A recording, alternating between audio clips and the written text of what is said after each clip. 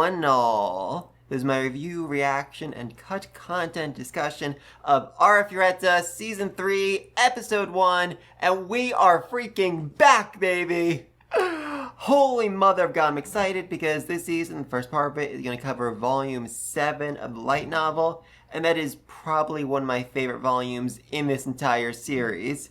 It just is action movies. That's the best way I can describe it. It's like watching a series of action movies in quick succession, and I'm so excited to finally see it animated. Also, if you are interested in reading a light novel, now is a great time because the author literally just announced in the last few weeks that he is making a new volume of the series.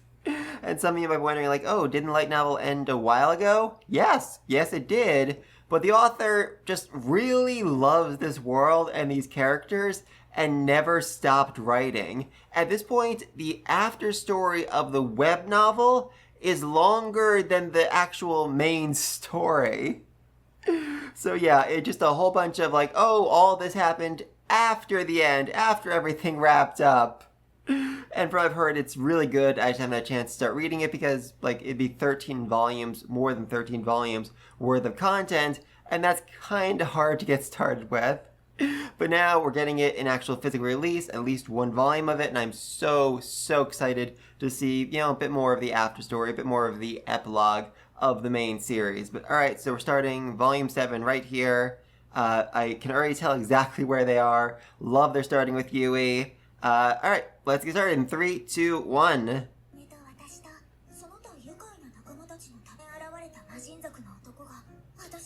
Yeah, Freed, you done messed up. You made an enemy out of Hajime, and what's worse, you made an enemy out of Yui, so yeah, bad move. Very bad move. Honestly, smartest thing you could have done was abandon your king and your god right then and there and swear undying fealty to Hajime.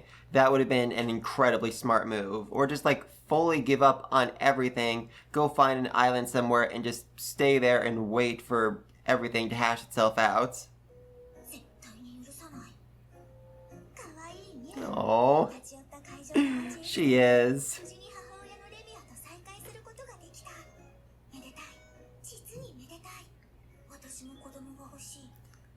Yeah, Yui's not kidding about that. In fact, in one of the, I think we actually saw this in OVA, her diary just says, I want kids, I want kids, I want kids, over and over again for like 50 pages. Like in The Shining, when Jack says, all work and no play makes Jack a dull boy. Basically like that. She is kind of insane. Oh yeah, the talking fish man. Oh, that dude is... That dude is something else right there, honestly.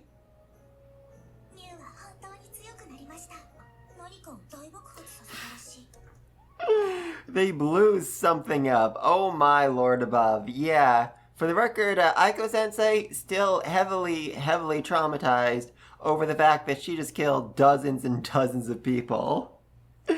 And, you know, Yui's like, yeah, I think they blew something up. I don't know, I wasn't paying attention. Yeah, important reminder that Kaori was stabbed and died, but then saved, and her soul was put in Noin's body. So now Kaori has the full powers of a god-dang angel. That's a truly terrifying combination. Like, seriously, she was already insanely skilled and talented, you know, by human standards. Especially after Hajime, you know, died. She went into training so hard, she actually found a way to turn, like, protective spells and charms into actual attacks that could kill enemies. This girl is next level insane, and now she has the power to actually back up those, you know, raw abilities. Yeah, and now we have this. Now we have Fenrir. Which honestly was how I was hoping the last season would end. Hajime just pulls this thing out, but yeah, holy mother of God above. Wow, this thing is massive. Also pretty much how it was described in light novel, it looked like a giant manta ray that is, for the record, 120 meters long. Also, importantly, Hajime could have built an airship way sooner than this, but he didn't because he wanted it to be perfect. He refused to compromise on the vision in his head, so he waited until he could actually make this giant, massive behemoth. And his classmates are actually kind of shocked by how childish Hajime can actually be about these sorts of things.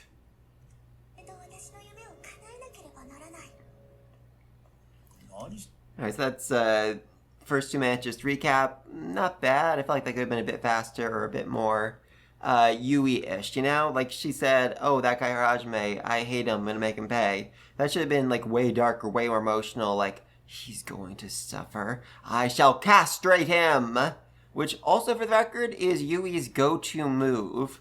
She has castrated literally scores of people on this journey. That's more like it, that's more like it. Yui getting embarrassed about Hajime seeing her journaling.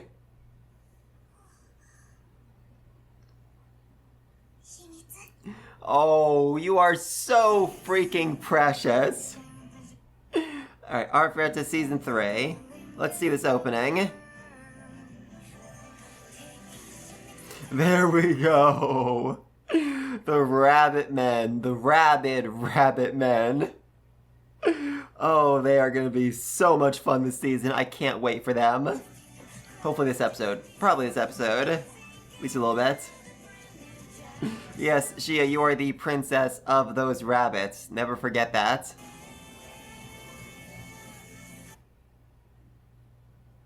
Alright, not a bad opening, but not a great one either, and I'm really not sure what to make of it for this season.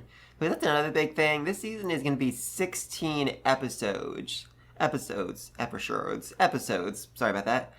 Which is a weird number overall. Like, I understand 12, I understand 24, but 16 is strange. It also puts the series itself in a weird place because, Volume 7, Volume 8, that needs to be handled in 12 episodes, but they can't start Volume 9 because it's a 2-part. It extends into Volume 10. And so, I don't know, 4 volumes feels like a lot even for 16 episodes. That being said, Volume 9, they can skip over like most of it. It's not a great volume in my opinion. I love the ending, just not a lot of the build up to it. So yeah, I'm not really sure where they're going. I was hoping to see like some hint like, oh, they're going into Volume 9 or something, but I didn't even see anything from Volume 8, so, or maybe I did. The one flash I wasn't sure about, but yeah, really not sure what's going on here. Alright, let's get started. Episode 1, Haulias Assemble. God, I love the Haulia tribe so much.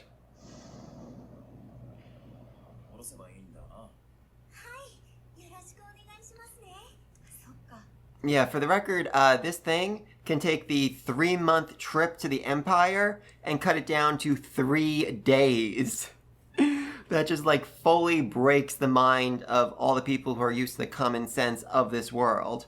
Also, this ship has a bunch of private bedrooms, each of which has its own kitchen and bathroom. Hajime literally never compromises on these sort of things. Yeah, the Empire really takes the whole might makes right methodology to the absolute freaking extreme. Basically, the Emperor is simply the person who is strongest in the entire country.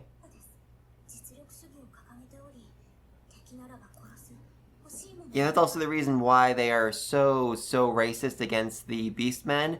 It's not because they really believe, like, oh, God hates them. It's more like, no, they're weak, we're strong, therefore we shall enslave them.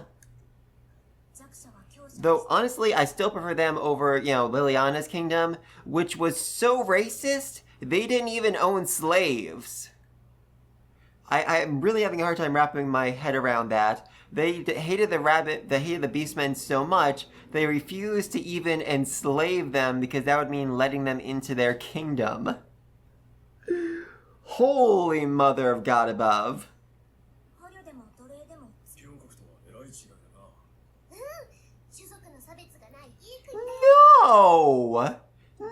No! No, you freaking moron! Did you not hear what I just said? They are so racist that they don't even have the other race in the kingdom. Thank you, Liliana!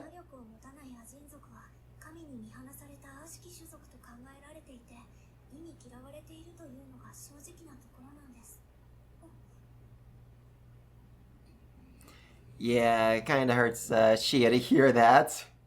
I mean, let's not forget, the first time that Aiko's Templar Knights saw Shia, they actually tried to rip her ears off. And so Hajime shot them. Very deserved. Very, very deserved. ハイリヒの姫よ。シアはお主に怒っているのではない。ただ、以前帝国兵といろいろあったみたいでの。I love it when Chio takes on the role of the big sister because, yeah, she is a very good read on everyone's feelings and can actually handle the situations incredibly well. Love her. そうだったのですか。何かのお役に立てるかもしれません。よろしく Ooh. お話を聞かせてはいただけませんか? Okay, so this is a very interesting way of starting things. Alright, so for those who don't know, Season 1 was freaking awful! Props to you if you didn't realize that, but also they cut out so much content. Like, I think they handled all of Volume 2, Shia's volume, in like 2 episodes or something, when it should have taken way, way more time. I mean, not only was like Shia's entire backstory cut out, but also like everything that followed it. There was supposed to be a whole fight in the Beast Kingdom capital. There was supposed to be a time where Hajime, Yui, and Shia actually stayed in a regular town, became adventurers, all of that. All of that cut out, but right now the important thing is the Shia backstory, which I hope that this season will fill in a bit more. I mean, they kind of need to, considering the focus is on Shia. 話してあげたら。はい。はじめさんと。 Also, interesting enough, there's supposed to be a conversation between Shizuku and Koki. I'm wondering if that's going to happen later, but also it kind of already happened at the end of Season 1, so not sure about that. Oh, so for those... Oh, grim. Very grim.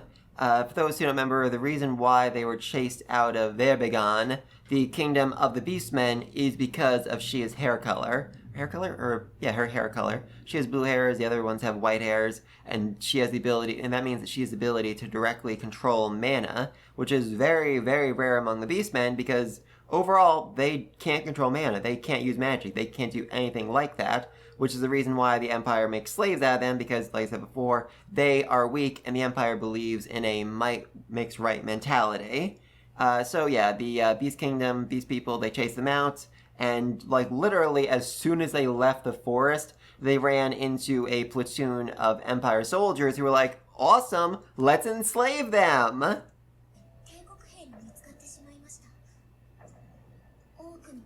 Jesus. Oh, there we go. That dude right there. Oh, I am going to enjoy seeing him again. But seriously, this is such a dark way of starting it, and I absolutely believe it's the right choice to make here. I mean, seeing their suffering, seeing their pain, it fully, absolutely justifies everything that's about to happen, and will hopefully happen in this episode. God above.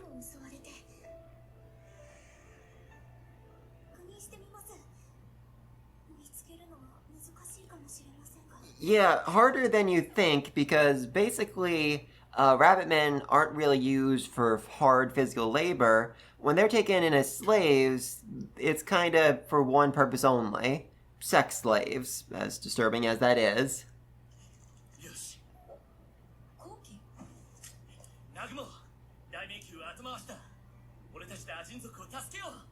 Yeah, let's go end institutional racism and slavery. We have strength. We can do that. Honestly, that is my biggest issue whenever anyone says, whenever anyone's talking about anime, like, this anime is slavery and the hero has power, therefore he should fix it. And it's like, awesome, great, I believe in that, but how? Literally, how do you expect one person, even someone as strong as a typical isekai protagonist, to end something institutional? And even if you do, what do you think is going to happen next? There's a really great scene I love in Shield Hero where they free Raftalia, and after that it's like, okay, you're free to go, and it's like, dude, this is a country where beastmen like her aren't served food, can't go into any stores, can't get any jobs. What do you expect her to do other than, basically live off in the woods or something? She will die if you set her free. That being said, obviously Shield Hero doesn't handle, slavery in all that positive of lights. I think it's really messed up in some ways, but in that scene in particular, I really liked it because, like, yeah, no, where is she going to go, dude? Seriously, where is she going to go? Automatic sliding doors. Of course, Hajime put in automatic sliding doors. That's such a Star Trek thing, and I love it.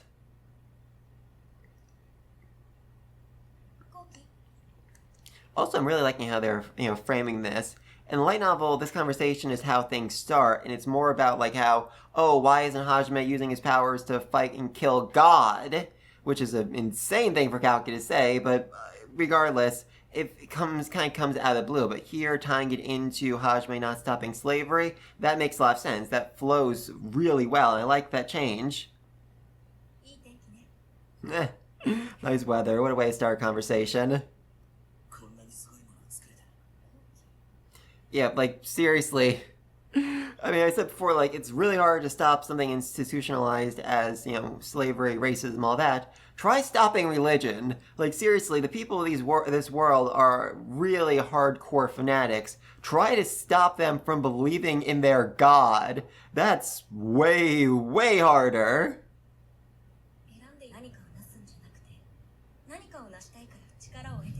Yeah, Hajime's entire journey is, I want to go home! And that's what he's been fighting for ever since. That's the reason why he survived the hell that was the Orcus Labyrinth. That's how he survived having his arm torn off, his eye gouged out, burned out, whatever. That's how he survived all this, because he wants to go home. And that his overwhelming belief in that is what's motivated him to get stronger, to improve, to keep getting better, to keep training day in and day out. And yes, he could do more. He could go on these adventures. He could save people. He could do all of this. But at the same time, if doing that puts his main goal at risk, like if he decided, all right, I guess I'm going to go kill God, he probably has a chance against God, but there's also a chance he will lose, or that some of his party members will die, and he's not willing to take that chance because those are the things that matter most to him. Those are what he truly, truly prioritizes. Yeah, that's another thing. Koki never really believes that Hajime actually tried that hard to get his power. In his mind, it's like, oh no, Hajime fell into a vat of super soldier serum and just walked out like, alright, I'm broken, I'm incredibly OP now, without putting the work into it at all.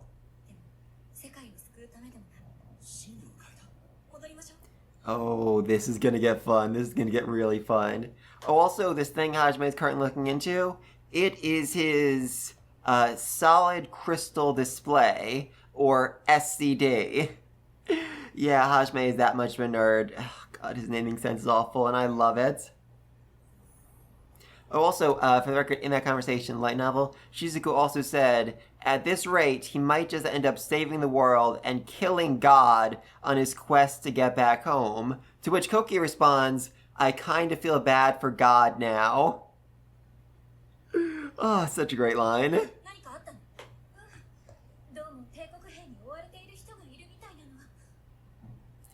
Okay, here we go. Here we go. Of all this season, right here is one of the scenes I was most excited to see animated. Oh, this is gonna be fun.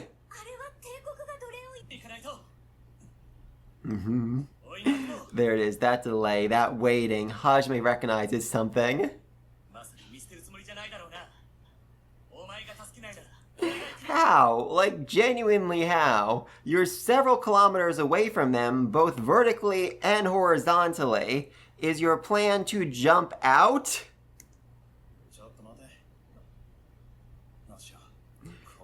Yeah, right there. Shia recognizes them.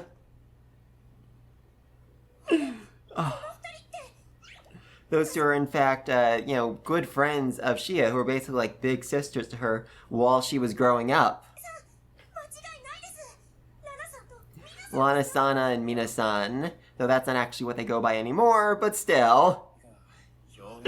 Oh, that smile, that absolute faith in them. Oh, I love it. He's gonna say it. He's gonna say it. Frail. No way. They're Haulia. Oh, can't wait, can't wait, can't wait. Yeah, right there. Right freaking there. He turned around, turned back, and the dude already lost his head. Oh, it's amazing. And I know you don't really need reason to hate slave traders any more than you probably already do. But like I said, just the thing in the opening of the slave traders just brutally killing the Haulia tribe makes this scene feel so much better. Oh, amazing. Yeah. Complete and utter shock. Amazing.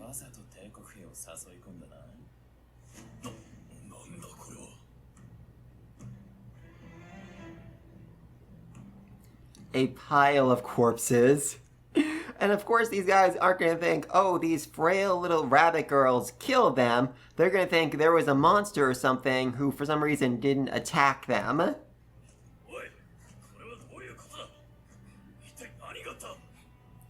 You're getting too close, man. You're getting too close. Holy mother! Okay, this season, already more violent than anything we've seen before. The blood splatter on the camera lens. Holy mother, I love it. She crushed his head and she stomped on it. The spin fully decapitated that dude too. Oh yeah. Horrified. Absolutely freaking horrified. Also, if you're wondering, how did she just cut that dude's head off with a dagger? It is a really good freaking dagger. Hajime made all of them with like adamantite or something insanely durable and sharp and broken. Yeah. Oh, Suzu, she is terrified.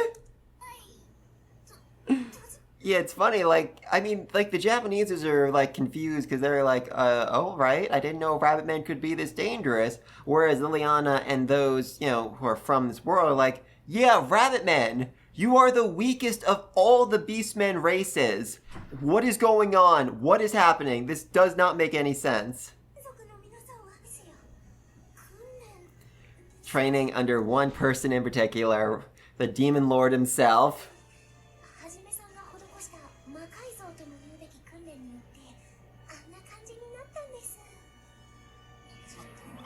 Yeah, all judging him. All absolutely judging him for this.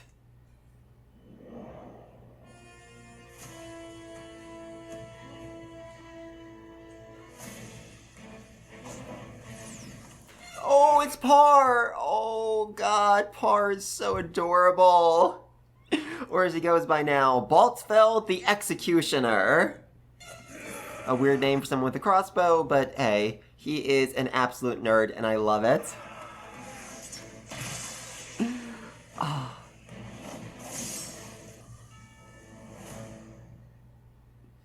Yeah, one little slip-up, unfortunately, but still, he's very proud of their work. Oh, always make sure the enemy is dead before you start stomping on their corpses. There we freaking... Oh my god. That was so bloody, they actually had to cut it out. Holy. So, yeah, he basically just popped like a balloon, is what I got from that.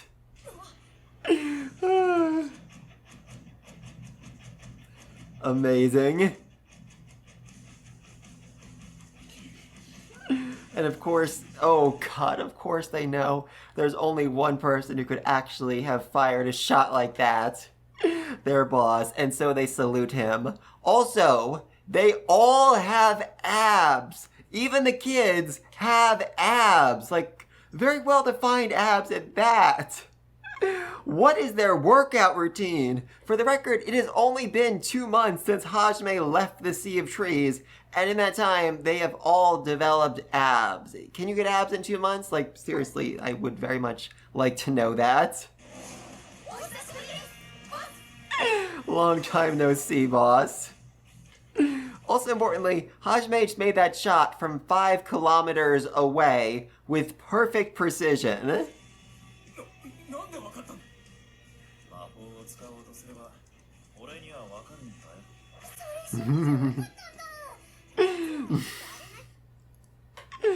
Oh god, do not point out a man's chuny taste, girl. That's a bad idea. Very, very bad idea.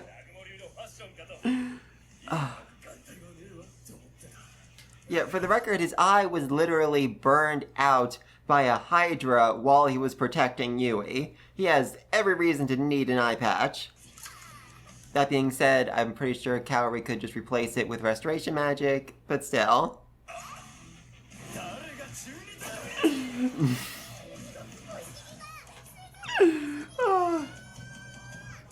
Yeah, he shot them. They kind of deserved it too. I love it. Also, record in the light novel, he says, don't call me an edgelord or I will shoot you, after he has already shot them. Which just, you know, Hajime logic, makes perfect sense.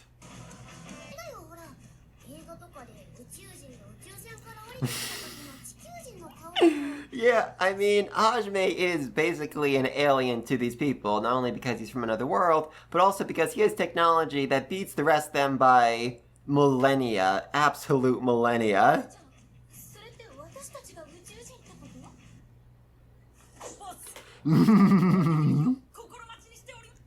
Love the loyalty. And muscles, seriously, look how muscular this kid's arms are. What the freak? Oh, always expect the unexpected when it comes to boss.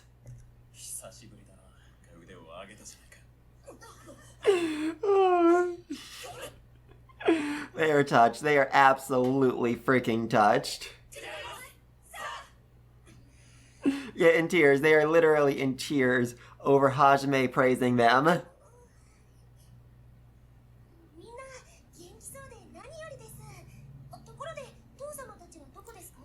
Oh, yeah, Shia. About your father, I have some kind of awkward news. He's absolutely not kidding. It's like a 60 or 70 page flashback to explain all of this, and I'm very much hoping to see that next episode because it is such an amazing part of this volume.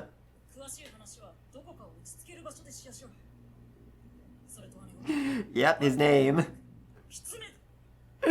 Boltfeld the Executioner. Despite the fact that he's using a crossbow. I mean, that feels like a name for someone wielding like a giant great axe, not a goddamn crossbow. With that being said, he killed a bunch of people with it, so hey, who am I to say?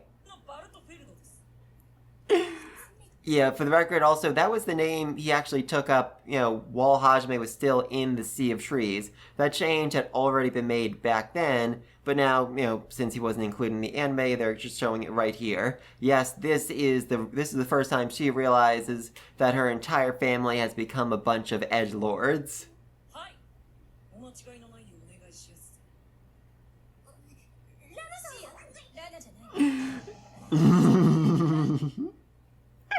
Lana Fierno, the Swift Gale. It's all of them. It is all of them. Ministiera, the Sky Breaker. And for the record, god dang, her arms are super skinny. That's kind of weird with the rest of her body, but alright, anyway. The light novel actually describes it as them striking JoJo-esque poses.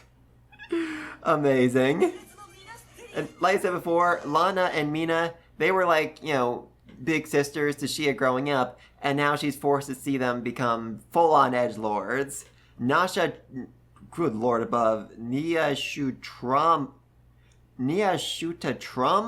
of the External Murder? Okay, it says butcher right there. I'm not sure how they translated that to external murder, but amazing. Yozelius the Phantom, Jorgander the Silent Blade. Okay, of all of them, I like Jorgander the Silent Blade best. I think that feels very appropriate. Yep, that broke her. That absolutely freaking broke her right there. Oh, I love it.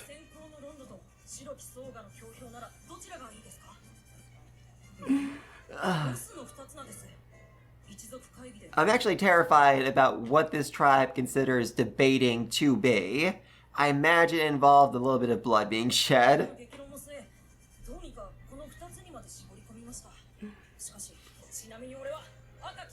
Also, if you're wondering why Baldfell is the one doing the talking, he is the leader of this squadron. Yes, this 10-year-old kid somehow leads the other rabbit men because he is just that freaking skilled. I love that they use the entire nicknames when talking to people. Middle of conversation. Half that conversation is just saying her name. Oh.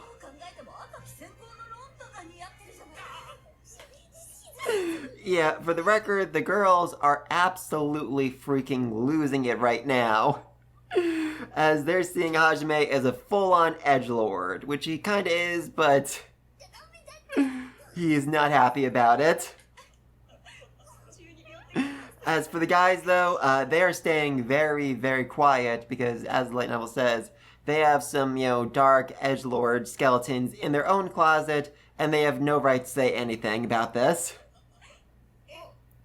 Yeah. Also, you guys, you just laughed at the freaking Demon Lord, a man you've seen kill literally scores of monsters. Are you sure that's a good idea?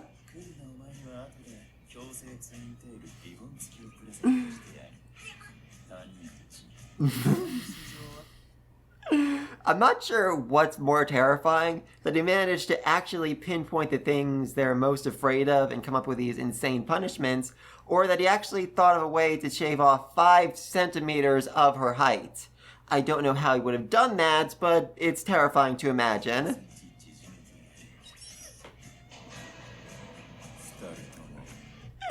Yeah, that's not the face of an edgelord at all!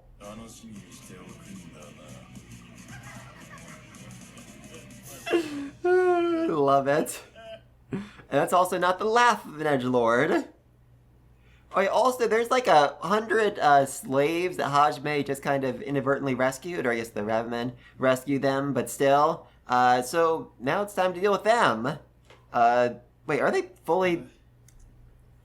Are they actually skipping over Altina, who is an elf girl, who's like a big part of this whole conversation? Interesting. I can't imagine what... I'm be disappointed if they did. I mean, Altina is a holy mother of God. She is an interesting character, but I do suppose they could save her for like next episode or the one after that, being like, yeah, I was one of the slaves you rescued. I didn't have a chance to talk back then, but now let me talk to you about all of this.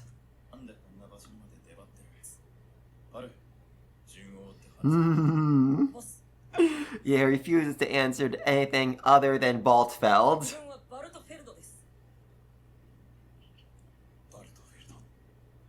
I love the pause as Hajime's like, am I really going to have to deal with this?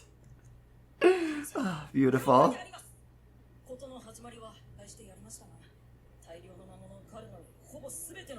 Oh, come on. Please tell me they're not skipping over this. Are you freaking kidding me? Alright, so like I said, light novel. There's a full like 60, 70 pages of the war, of these demons invading the Sea of Trees, and of the Rabbitmen fighting back against them, and it's essentially like Home Alone meets Episode 6 of Star Wars, where they're fighting all the Imperial troopers with the, what is it, the teddy bear looking dudes, I don't remember. Ewoks, that's right. Yeah, so basically sum all this up. The demons attack the Sea of Trees because they wanted to get access to the labyrinth inside of it. And even though they couldn't actually access the labyrinth because they hadn't finished the water labyrinth first, but they didn't know that.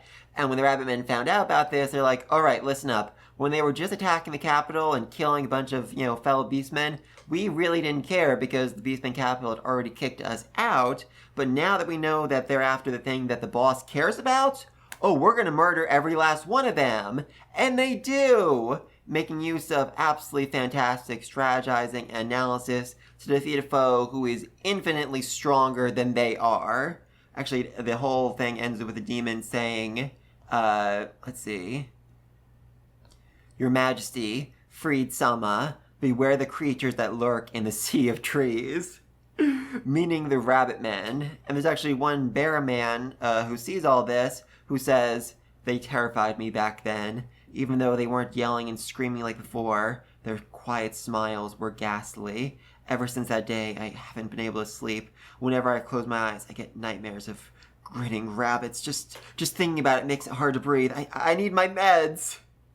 So yeah, they are terrifying, and I love them. But anyway, though, while that was happening, the demons also attacked the Empire, and now the Empire needs a whole bunch of manual laborers to help rebuild things. But also, they went after Rabbitmen too, which, yeah, Rabbitmen aren't good at manual labor, and they are literally only kidnapped, only sold into slavery to act as sex slaves. So yeah, the Empire really freaking sucks.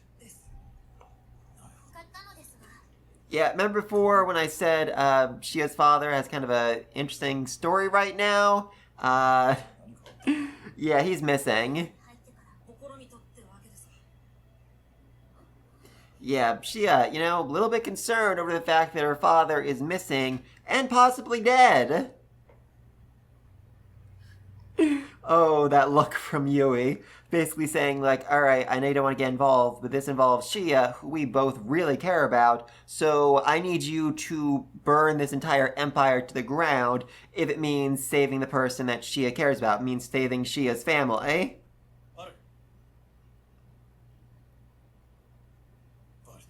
Love that.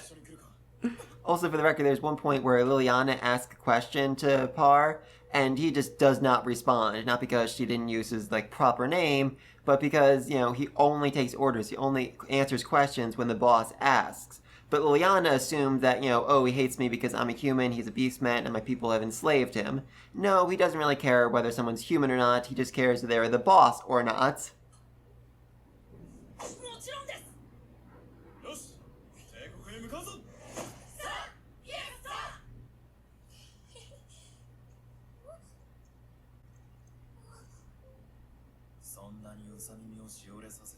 Oh. Oh, that is so freaking adorable. Yeah, I kind of forgot that Shia's bunny ears really tell a story. It's kind of hard for her to hide how she's really feeling.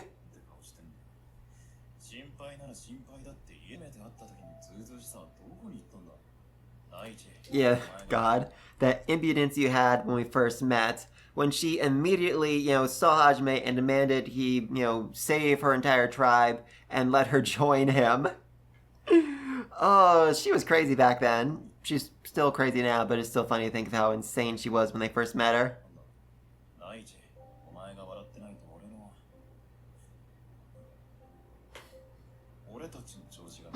Oh. Yeah, for the record, that is as close as Hajime can come to saying, I want to see you smile more. I love your smile. Oh god, I love these two together. They're having such a moment.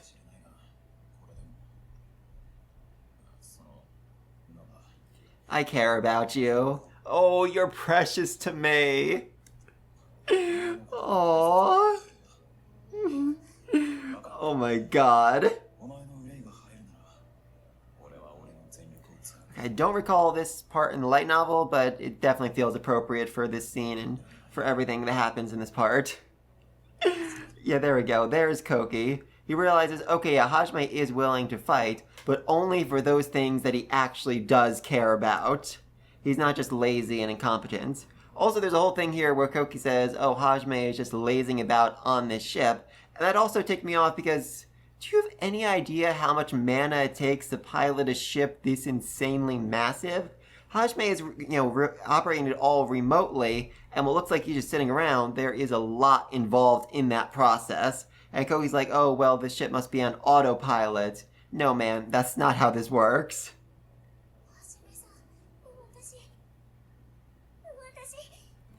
Oh, don't cry, Shia. You literally have the Demon Lord on your side, so everything will be okay.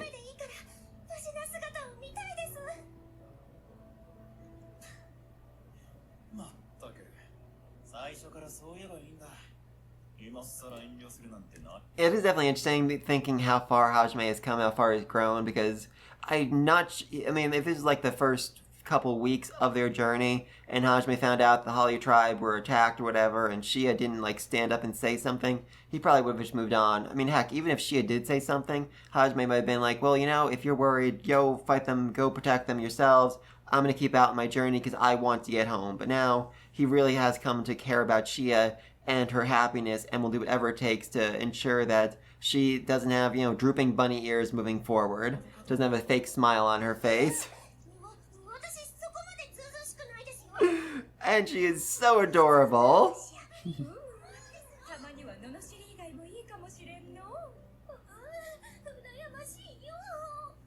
Oh god. Yeah, sorry, Kaori. This is what it looks like when Hajime actually cares about someone and is actually in love with them. Haven't gotten that far yet, I'm afraid. The Haulias Empire. Oh, we're actually going to see... Yeah, there we go. There is the man. God, he got... Holy mother. Yeah, I mean, that makes sense considering how the Rabbit Tribe looks in the opening and the key visual for this season, but still. Oh, they got scary. They got very, very scary. Alright, okay. So the closing is just all the girls fully naked. Glad I fast-forwarded past that. Alright, next episode, Road of Revolution. Revolution! Viva la Revolution! Oh, that's gonna be fun. Okay, so thoughts on this episode?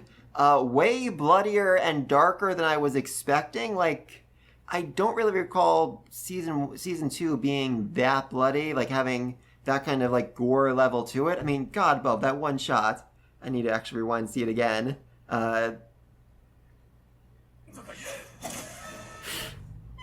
Blood splatter on the camera. That is... God above. Okay, so I do think it makes sense, though. I mean, this is the Edgelord arc, and so the anime is being way more edgy than it was before. I love that. Absolutely amazing. I'm not as happy about what was cut out. I mean, like I said before, the whole like flashback to the Rabbitmen facing off against demons. It's an awesome story, and I was very excited to see it animated, but it looks like they're just not covering that at all, which, alright, I get it. I mean... If they're skipping that, it does make me think that it's more likely that we are going to get volume 7, 8, 9, and 10 adapted this season, which means things are going to get rushed, things are going to get cut, but we're going to end on a really great place for this series as a whole, and that'll hopefully set up, you know, next season, the final season, to just be all endgame stuff as they're wrapping things up and doing all the important things, which I'm very much looking forward to seeing.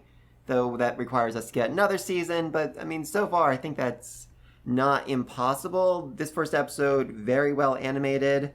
Probably helps there weren't any monsters to CGI, but I mean, the fights had a pretty good flow to them.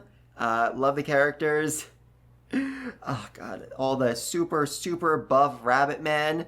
Seriously, it has been... Can you actually get that buff in 2 months? What the freak? And now they're off to the Empire to go save Shia's dad, who is currently in a cell and very, very creepy. For the record, this is right after being tortured, so you kind of see the blood. This is how he feels after being tortured. He is that freaking ecstatic.